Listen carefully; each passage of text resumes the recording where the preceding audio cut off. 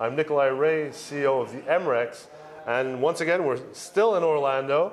I'm lucky to have my friend Bobby Long here from KEPHART, who has been gracious enough to join us on this episode. So Bobby is an architect based out of Denver, but you guys work all over the country. Tell me a bit more what you do in the multifamily space, Bobby.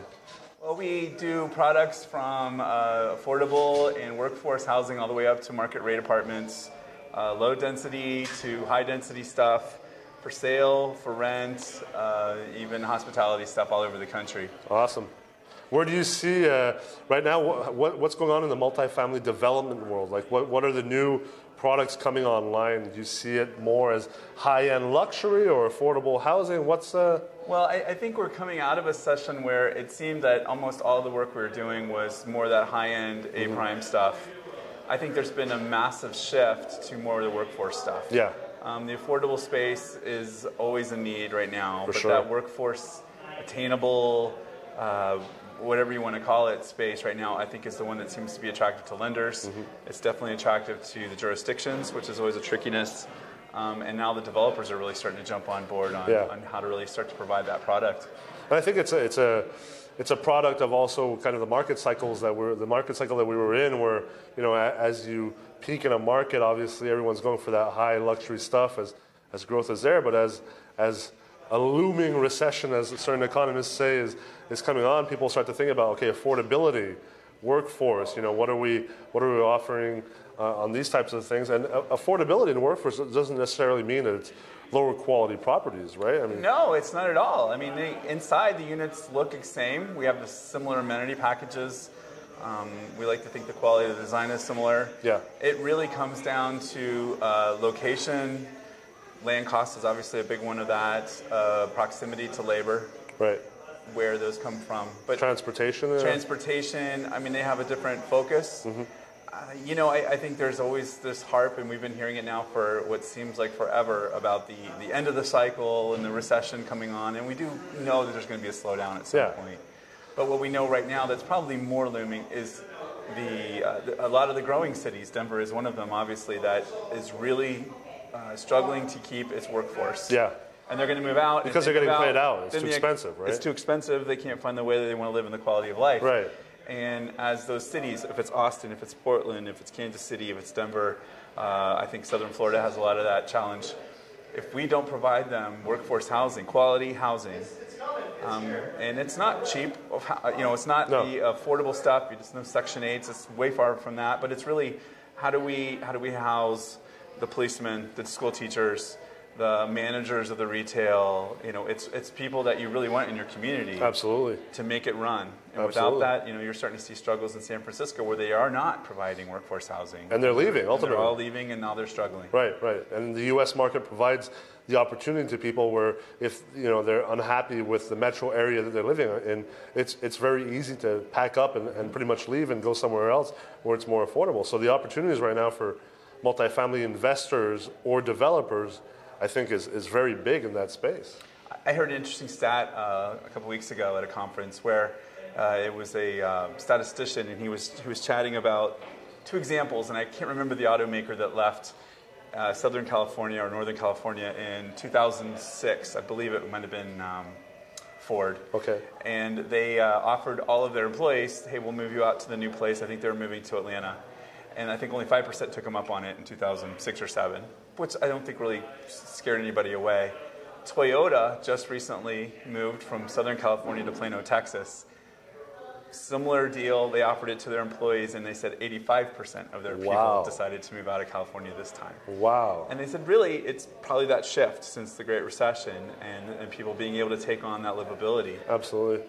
We were on a panel just recently talking about mostly design and new trends in design and amenities in multifamily real estate.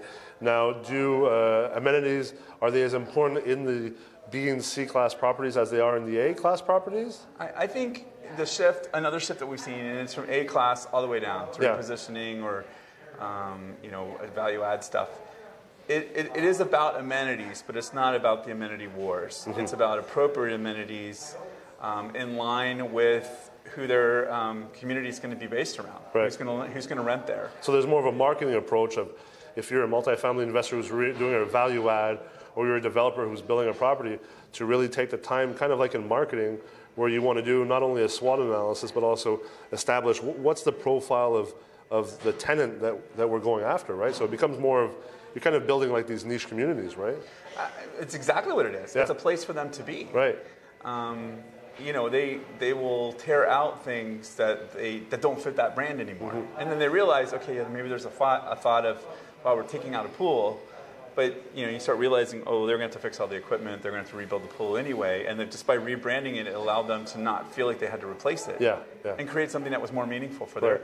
their... And as you build that community lifestyle also, you know, real estate investors and developers are often too short-sighted, right? Financially, they're thinking about the pro formas and the cap rates and, you know, what are the exits going to be, but they're very short-sighted. And I think now is a time, especially in this market that we're in, where you have to be a bit more long-sighted and say, well, okay, maybe these amenities, I might not see the return on investment in the short term, but on the mid and long term, I will see it because, number one, the tenants, there might be less you know, movement of tenants because they're happier, they don't want to leave their community, so you're spending less on remarketing your listings. And I think the tenants also just become better tenants, right? Because as you take more care of them and offer them a better way of living, they're also better clients in exchange, which makes it easier to manage your properties.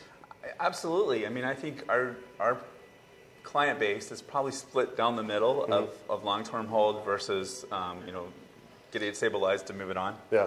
And I think traditionally, the long-term generally had more of an opinion on not quality of construction, but maybe quality of finish. Right. You know, how if it's something that I don't have to paint in 5 years, or you know, maybe they'll look at the exterior finishes a little differently. What has been a shift, I think, over the last few years, is even the more merchant builders that we work with now have realized, even though I'm going to get this project up, I'm going to get it stabilized, and I'm passing it on, the second buyer understands the value of that. So right. I'm building that in now. Right. And it's which justifies ultimately the cap rate, because yes, a market might be trading at, say, a 4.5 cap on new stabilized properties, but if the builders cheaped out on things like that, well, the buyers might say, well, there's no justification for paying that cap rate, so maybe I'll pay a bit less. So ultimately, there is a return on investment. Yeah, and I mean, it's not generally been a cheaping out. It's more of a, hey, I'm not putting those amenities in, yeah. Or maybe I'm looking at things a little bit differently. I think the other part that shifts that, or maybe it drives it all, is the tenants are much more savvy. Right. And they can tell, and if they're down the street at one product versus another, that kind of thing is going to be something that really needs to be apparent to those developers from day one. Absolutely. Whether it's value add or a new build. Yeah. Well, I'm sure we could go on for hours and hours, but I appreciate you being here today, and thank you very much. Have a safe flight back to Denver. We'll see you next time. Thank you very much. Don't miss out on the next multifamily real estate weeks that will be in your city coming soon. Take a look on the MREX's website or Facebook page or LinkedIn. See you soon. Thanks.